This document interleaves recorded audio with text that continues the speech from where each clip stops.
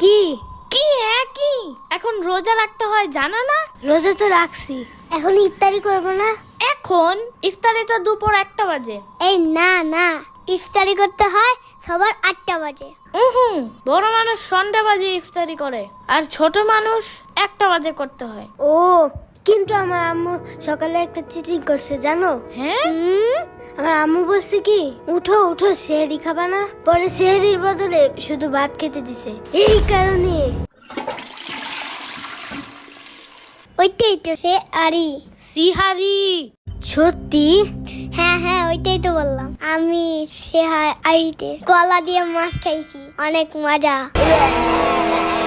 কিন্তু ইফতারি তো আলাদাই, তো ভাত সেহরি হয় কেমনে? এমনে মেন কথা হইলো তুমি রোজা রাখতেছো না, বুঝছো?